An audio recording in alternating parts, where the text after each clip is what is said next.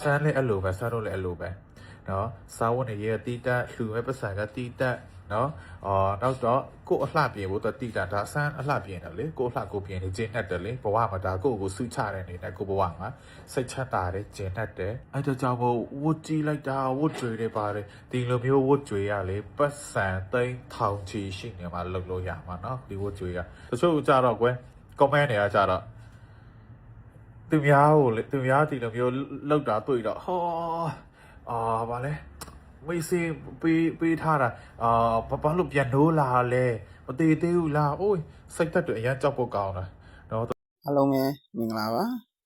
ဒီဗီဒီယိုလေးကတော့ဆယ်လီနေဆန်သိန်းထောင်ချီကုန်ပြီးတော့သူ့ရဲ့မျက်နှာကို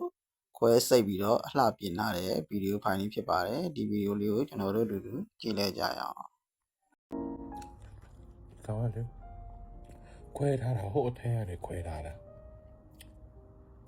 တော့အပြေမဟုတ်အစားတော့ရအောင်ဒီနေ့လေးပို့ရအောင်နေပါတယ်စေတော့မဖြစ်ပါတယ်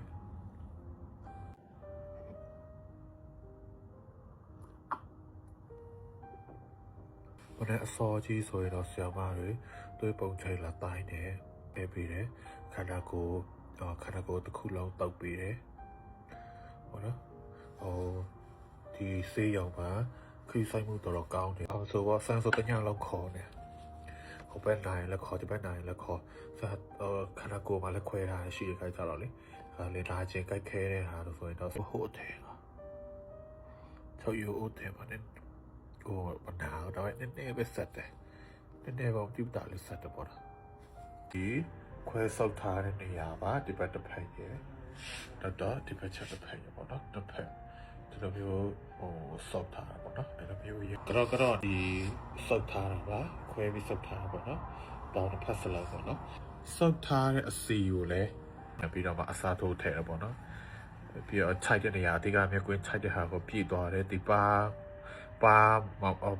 ထဲမှာဆိုရင်လည်းခြိုက်တဲ့ဟာလည်းပူပြတ်တာရဲ့ဒီခြေလက်တွေပဲလောက်တော့ပေါ့နော်ဒီရထားဆီလီကွန်တို့ဆက်ချိတ်တာတို့လောက်တော့မဟုတ်ပါဘူးခွဲခန်းကနေထွက်လာတဲ့နေတော့ဆိုရင်တော့မဟုတ်ပါဘူးသူကတော့စီးသွားတဲ့ပိုက်ချိတ်ထားလို့ပါအဲ့တော့ကြောင့်မို့ပေါ့နော်ဆက်ချိတ်တဲ့ဟာလည်းသူရင်လည်းဖြစ်နိုင်ပေါ့နော်စီးသွားလို့ရှိရင်တော့အဲ့ဒီကြိုက်ခဲဆိုတော့အဲ့ဒါကြောင့်သူကစီးပိုက်ထည့်ထားတာပါတော့နိုင်ရိုးပဲနေရာထောက်လဲဆိုတော့ဒီမှာနိုင်ရိုးထောက်ထားတဲ့နေရာပြမယ်နော်နိုင်ရိုးကကြတော့ဒီမှာပါတလောက်ဖြစ်တယ်ကြောက်စရာကြီးနော်နိုင်ရိုးကိုထုတ်ပြီးတော့နှာခေါင်းအယိုးကိုထည့်ရတော့နှာခေါင်းအယိုးနေရာမှာနိုင်ရိုးနဲ့ထည့်ထားတယ်ကြောက်စရာကြီးတော့ချောင်းစာလောက်ဖြတ်တယ်ပေါ့နော်အဲ့ဒါလေးကိုသူဖြတ်ပြီးသွားလို့ရှိရင်တော့နှာခေါင်းပြန်အစားထိုးလောက်တယ်ပြီးကြတာပေါ့နော်ပကောက်ပေါ်တော့ခစ်စားရတယ်နှာခေါင်းဘေးသားမှာခြိုက်တဲ့ဟာလေးပေါ့နော်အဲ့ဒါလေးကိုလည်းသူကနိုင်ရိုးပြန်စားထိုးတယ်ဘေးသားမှာနိုင်ရိုးနောက်တစ်ခုရှိတယ်ဒီနိုင်ရိုးဒီမှာစက်ခေါင်းမှာလည်းရှိတယ်ပေါ့နော်အဲ့ကြောင့်နိုင်ရိုးမှာတော့နည်းနည်းတော့အောက်တယ်ဇာနာကျတော့ဘာမှဖြစ်ဘူးတော့လက်ကကြတော့လေဒီလိုမျိုးကိုယ်ကောက်ရခက်တယ်ဘာလို့ဆိုတော့အနာလို့ဆင်ပြေတယ်မျက်နှာဘက်ကင်တဲ့ဆရာလည်းအဆင်ပြေတယ်ခန္ဓာကိုယ်ဘက်ကင်တဲ့ဆရာလည်းအဆင်ပြေတယ်တော့နေရအခက်ဆုံးကပါလဲဆိုရင်တော့အသက်ရှူလို့မရတာတခုတော့နော်နှာခေါင်းကတော့နှာခေါင်းပေါက်စလုံးအပေါက်တစ်ခုစလုံးကိုသူအကောင်ပိတ်ထားတယ်အထဲမှာဆိုတော့သူကကောနဲ့အကောင်လုံးအပေါက်တစ်ခုစပိတ်ထားတယ်ဒါဆို open လုပ်လို့ရှိရင်တော့ထည့်ရပါတော့ဒါလည်းအပြင်မှာလည်းပိတ်အထဲမှာလည်းပိတ်ထားတယ်လောကအသက်ရှူလို့မရဘူးနှာခေါင်းနဲ့အခုရစတဲ့ပဲဒီလိုမျိုးသက်ရှူရတယ်နေရမှာပေါ့နော်တောက်ရပြေးလို့ရှိရင်တော့နှာခေါင်းအသက်ရှူရအောင်သူထုတ်ပေးမှာပေါ့ဒီတစ်ခါပြတ်တာပြင်တာကြတော့ဆရာဝန်ကနှာခေါင်းလည်းမလှနိုင်ဘူးတော့နှာခေါင်းပြင်လိုက်ပါဆိုပြီးတော့မှနိုင်ရိုးအစားထိုးမှပဲပိုလှလာမယ်ပိုရှည်လာမယ်ပိုပြီးတော့မှခြုံလာမှာပေါ့နော်စစ်စင်းလေးဖြစ်မှာပေါ့နိုင်ရိုးနဲ့မဟုတ်ဘူးဆိုရင်တော့မလှဘူးတဲ့အဲကြောင့်ဆီလီကွန်ကိုခွဲစိုက်ထားတာပါဒီမှာနိုင်ရိုးထည့်ထားပါတယ်ဒီဘေးရနာမှာလည်းနိုင်ရိုးထည့်ထားပါတယ်ဒီတစ်ခါတော့ခေါင်းကကြတော့ရှည်လေးစစ်စင်းလေးဖြစ်သွားပါတော့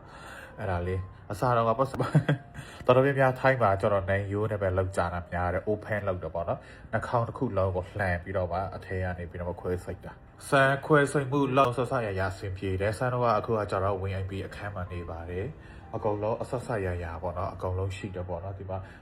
နောက်တော့ဒီမှာဟိုကလေးတစ်ယောက်နေမင်းနေရုပ်ပေးထားတာပေါ့နော်တော်တော်လေးကောင်းတယ်အခန်းလည်းတန့်တယ်ဒီမှာကြည့်မ နော်အချိန်တိုင်းဆရာမတွေလာပြီးတော့ဗာခယူဆိုင်ပေးတယ်ရေချိုးတဲ့ချိန်အကုန်လုံးကောင်းတယ်နော်အဲ့ဒါကြောင့်ဖွင့်ဖွင့်နဲ့အားလုံးလည်းဘာပဲလုပ်ပေါ့နော်ရေသားစီလီကွန်တို့ဘာတို့ပေါ့နော်နှာခေါင်းဒီနိုင်ယူလောက်ချပဲတူတော့ဆိုရင်လာပြီးတော့ဗာတိုင်လာတယ်လို့ပြောတဲ့လူတစ်ခေါက်လောက်ပေါ့နော်ဒီမှာ original ပေါ့ပါဘယ်သားလာလဲဆန်ကပထမ original ပေါ့ကပါမျက်နှာကိုတဲ့နေလာခဲ့တယ်ပေါ့နော်အဲ့ဒါကြောင့်မျက်နှာကိုကြည့်ရတာအဆင်ပြေနေတာပါအခုကကြတော့ filler တယ်အကုန်လုံးခွဲထုတ်ပြီးတော့ပါ plastic surgery တခုလုံးလုပ်လိုက်ပါတယ်အဲ့ဆိုရင်တော့ပြင်လိုက်ပါတယ်အရင်တော့ကဆေးပဲထိုးပါတယ်လုံးဝမပြင်ပါဘူးဒါကပထမဦးဆုံးအခောက်ပြင်ပါတယ်နှာခေါင်းပဲ3ကြိမ်မြောက်ဖြစ်သွား4ကြိမ်မြောက်ဖြစ်သွားတယ်ပွဲစိတ်ထားခြင်းမရှိဘူးဆေးထိုးတယ် filler ထိုးတယ်ဘူးတောက်ထိုးတယ်ဒါပါပဲလုပ်ပါတယ်ကျန်တာကဒါပဲပထမဦးဆုံးအဲ့ဒါတခုလုံး plastic surgery လုပ်တာဖြစ်ပါတယ်တချို့ comment ထဲမှာခွဲစိတ်ရမယ့်ပတ်စံတွေကိုအများကြီးကိုခံပြီးတဲ့ပတ်စံတွေကိုလှူလိုက်ပါလားဆိုတော့ပြောတဲ့သူအကုန်လုံးပေါ့နော်โอเคဆန်းပြောပြမယ်နော်